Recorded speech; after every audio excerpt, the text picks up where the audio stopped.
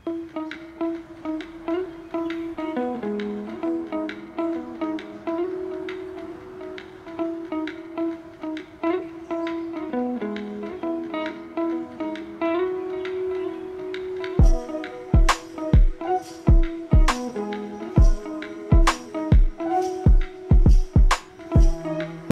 Friends, welcome back to మౌనంగా మీ మౌని. అందరూ ఎలా ఉన్నారండి? మేమైతే చాలా బాగున్నాం. మీరందరూ చాలా ఆనందంగా ఉండాలని కోరుకుంటున్నాను. ముందుగా అందరికీ గుడ్ మార్నింగ్ అండి.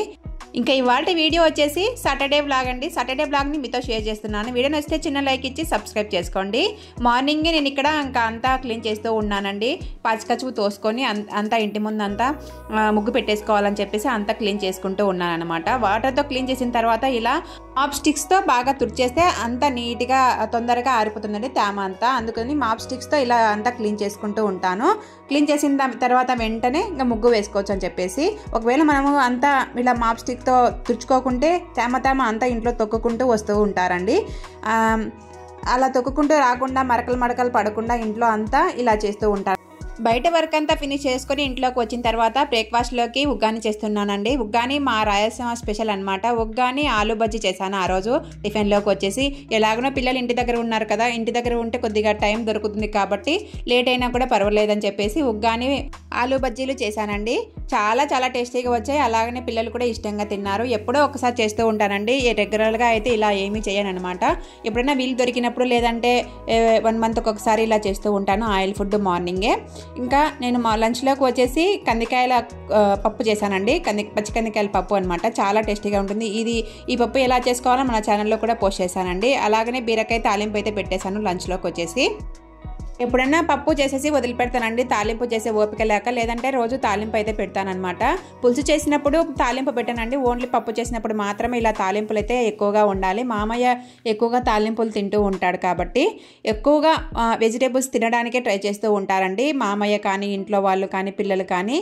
నేను ఇక్కడ బీరకాయలు ఎక్కువగా లేవండి, కొద్దిగా 2-3 బీరకాయలు ఉన్నాయని చెప్పేసి ఇలా తాలింపు అయితే పెట్టేస్తూ ఉన్నాను. చాలా టేస్టీగా వచ్చింది. ఏమీ వేయలేదండి, ఆయిల్ వేసేసి అలాగనే బీరకాయలు కట్ చేసేసి వేసేసుకొని బాగా పసుపు ఉప్పు వేసేసి మగ్గబెట్టేసాను. మగ్గిపోయిన తర్వాత ఇంకా రుచికి సరిపడా సాల్ట్ అలాగనే రుచికి సరిపడా కారాన్ని వేసేసి కలిపేస్తూ ఉన్నాను. చాలా చాలా టేస్టీగా ఉంటుంది. సింపుల్గా అయిపోతుంది అనమాట రెసిపీ వచ్చేసి.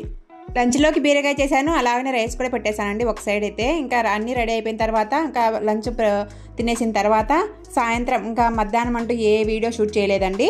ఇంకా ఈవినింగ్ సాటర్డే కాబట్టి పూజ చేసుకున్నాను ఇంట్లో. వెంకటేశ్వర స్వామికి అయితే అలాగనే విష్ణు చక్ర దీపాలు అయితే పెట్టేశాను. ఫ్రైడే ముక్కోటి ఏకాదశి కాబట్టి ఆ దీపాలు అలానే ఉంటే ఆ దీపాల్లోనే కొద్దిగా ఆయిల్ వేసేసి ఒత్తులు మార్చేసి దీపాలు అయితే పెట్టేశానండి. శంకుచక్ర దీపాలు. సంక్రాంతి పండుగ వస్తుంది కదా కాబట్టి ఊరికైతే వెళ్దాం అనుకున్నానండి. ఊరికి వెళ్ళేటప్పుడు ఇంకా అత్తయ్య కొద్దిగా తలనొప్పులు ఎక్కువగా ఉంటాయని ఇంకా అత్తయ్యకు ఇడ్లీ పిండి అలాగనే దోశ పిండి పట్టించి ఫ్రిడ్జ్లో స్టోర్ చేసి వెళ్ళిపోదామని చెప్పేసి ఇలా ఇడ్లీ పిండిని అలాగనే దోశ పిండిని పట్టడానికి 2 ఒకటేసారి అయితే నానబెట్టేసుకున్నాను. ఇడ్లీలోకి నేను మిల్లెట్స్ వేస్తా అని చెప్పాను కదండి. మిల్లెట్స్ అయితే కంపల్సరీగా కలుపుతూ ఉంటాను. 1 గ్లాస్ మిల్లెట్స్ అలా నానబెట్టేసేసి పక్కన పెట్టేశానండి. అవి నానిపోయాయి. ఈవినింగ్ కల్లా బాగా చక్కగా నానిపోయాయి అనమాట. అవి వాటిని కడిగేసి మళ్ళీ మిక్సీ పట్టేసుకోవాలి.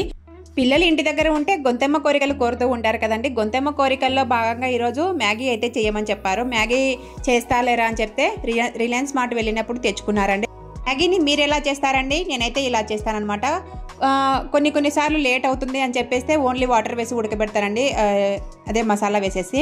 లేదంటే ఇలా తిరువాత పెట్టేసి మ్యాగీ అయితే చేస్తానండి. తిరువాతలోకి ఓన్లీ ఆయిల్ వేసేసి అలాగనే ఆవాలు జీలకర్ర వేస్తానండి. జీలకర్ర ఎందుకంటే ఈ మ్యాగీ తిన్నప్పుడు కొద్దిగా కడుపు నచ్చింది అంటూ ఉంటారు కదా పిల్లలు ఎక్కువగా తిన్నప్పుడు, అలా కడుపు నయ్యకుండా ఉంటుందని చెప్పేసి ఇలా జీలకర్రను అయితే యాడ్ చేస్తూ ఉంటాను. జీలకర్ర వేసేసి అది వేగిన తర్వాత ఆనియన్స్, పచ్చిమిర్చి అలాగనే టమాటాలు వేసేసి బాగా మగ్గబెట్టేసిన తర్వాత కొద్దిగా సాల్ట్ అలాగనే పసుపు వేసేసి మగ్గబెట్టేస్తానండి. ఇలా మగ్గబెట్టేసిన తర్వాత వాటర్ వేసేసుకోవాలండి. వాటర్ వేసేసుకుని వాటర్ అంతా బాగా ఉడుకు పట్టే వరకు ఉడికించిన తర్వాత మ్యాగీ నూడిల్స్ అయితే వేస్తాను. మ్యాగీ నూడిల్స్ వేసిన తర్వాత కొద్దిగా ఉడుకు పట్టిన తర్వాత అయితే మసాలా ప్యాకెట్ అంతా వేసేసి బాగా ఉడకబెడతానండి. ఇప్పుడైతే ఫస్ట్ నేను మసాలా ప్యాకెట్ అయితే వేస్తూ ఉన్నాను వాటర్ వేసిన వెంటనే, ఎందుకంటే బాగా ఉడుకుతుందని చెప్పేసి. ఇలా మసాలా ప్యాకెట్ని ముందుగానే వేయడం వల్ల కూడా ఆ మసాలా అంతా వాటర్కి పట్టేసి మ్యాగీ కూడా చాలా టేస్టీగా ఉంటుందండి. అలా చేస్తాను, ఇలా చేస్తూ ఉంటాను. ఒక్కొక్కసారి ఎలా వీలు పడితే అలా చేస్తూ ఉంటాను. కాకపోతే టేస్టీగా రావాలి, పిల్లలు ఇష్టంగా తినాలి అంతే. వాటర్లో మ్యాగీ మసాలా ప్యాకెట్ అంతా వేసేసి ఇంకా కలబెట్టేసి ఉడకబట్టే వరకు ఉడికించుకున్నానండి. బాగా మసమసలా కాగుతూ ఉంది చూడండి ఏసరంతా కూడా. ఇప్పుడు మనము మ్యాగీ నూడిల్స్ని అయితే ఇందులో వేసుకోవాలి. మ్యాగీ నూడిల్స్ని అలాగనే పెట్టేయకూడదండి. మనం మ్యాగీ నూడిల్స్ అలానే ఉడికించేస్తే వాటిని తుంచకుండా మ్యాగీలో కడుపులోకి వెళ్ళి పేగులమ్మడి అవి అలానే ఉండిపోయి కొంచెము ప్రమాదకరంగా అని అంటూ ఉంటారండి.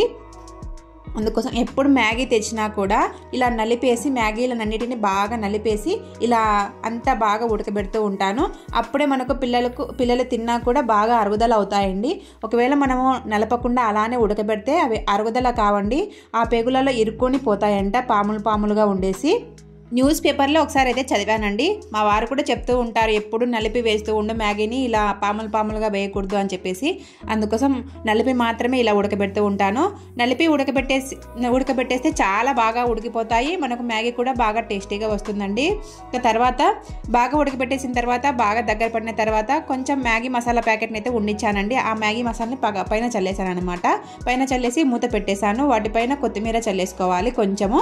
ఇంకా మనకు మ్యాగీ రెడీ అయిపోతుంది.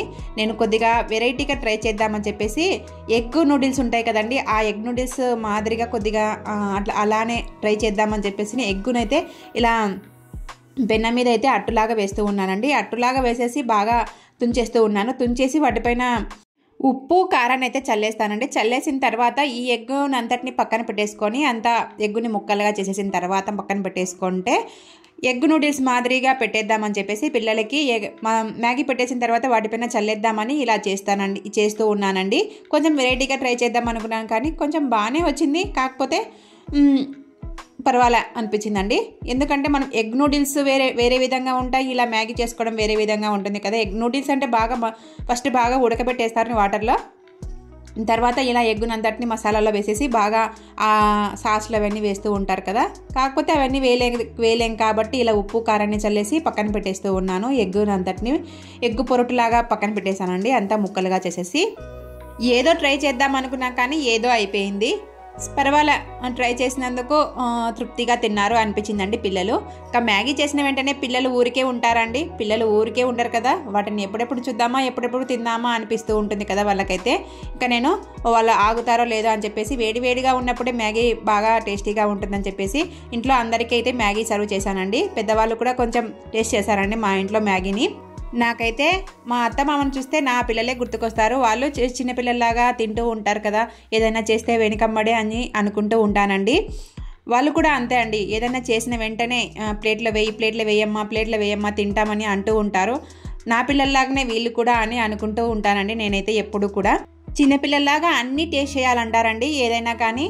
కాకపోతే వాళ్ళ నాలుకను తృప్తిపరచుకోవడానికి ఏదైనా తింటున్నారులే అని చెప్పేసి నేను పిల్లలతో పాటే వాళ్ళకి పెట్టేస్తానండి ఏది చేసినా. ఇంట్లో షుగరు బీపీలు ఉన్నాయి, ఇది తినకూడదు అంటారు కదండి. తింటారు, కాకపోతే లిమిట్గా తింటారు. ఏదైనా తినాలన్నా కూడా లిమిట్గా తింటారని నేను పెడుతూ ఉంటాను. ఇంకా ఇంట్లోకి వచ్చేసి డిన్నర్ అంతా ఫినిష్ చేసుకున్న తర్వాత ఇంకా నేను ఊరు వెళ్తున్నా అని చెప్పాను కదండి. ఊరు వెళ్ళేటప్పుడు దోసపిండి ఇడ్లీ పిండి పట్టేసి వెళ్దాం అనుకున్నాను కదండి మా అత్తయ్యకి. ఇక్కడ మినపప్పును మిక్సీలో వేసి పట్టేస్తూ ఉన్నానండి. ఒక సైడ్ అయితే రవ్వ అయితే నానబెట్టేశాను, ఇంకొక సైడ్ గిన్నె పెట్టేసి ఆ రవ్వనంతా కూడా పిండేసి వాటర్ లేకుండా పిండేసి అటు సైడ్ గిన్నెలో వేస్తూ ఉన్నాను. ఇంకా బాగా పిండి కలుపుకోవడానికి పెద్ద గిన్నె పెట్టేసి.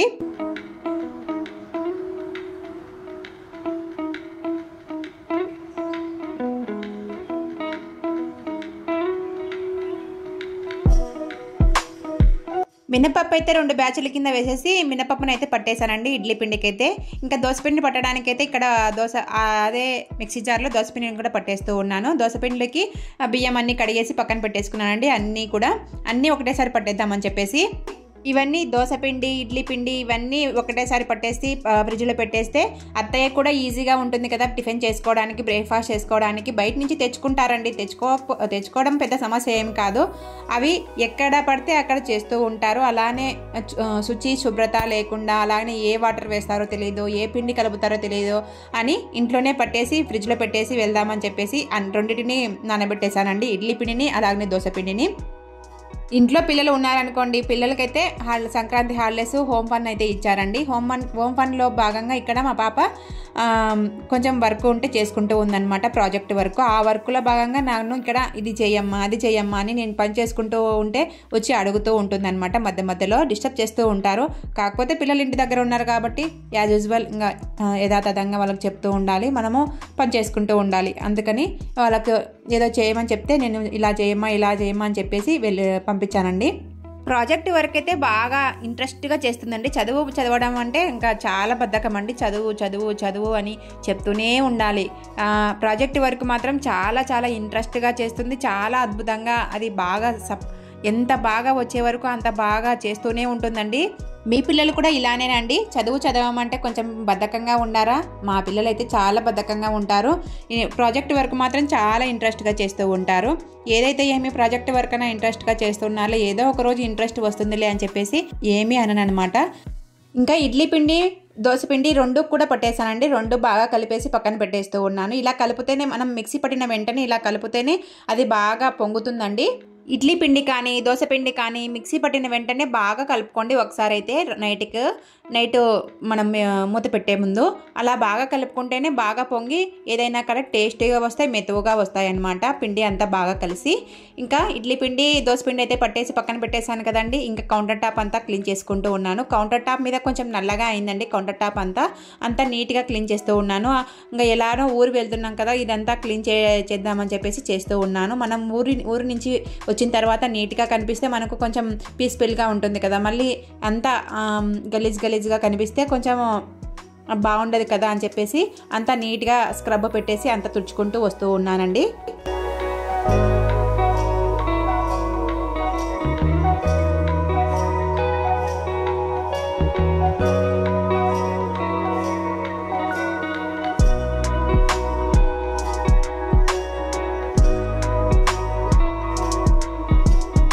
మీరు సంక్రాంతి పండగకు ఊరు వెళ్తున్నారా అండి?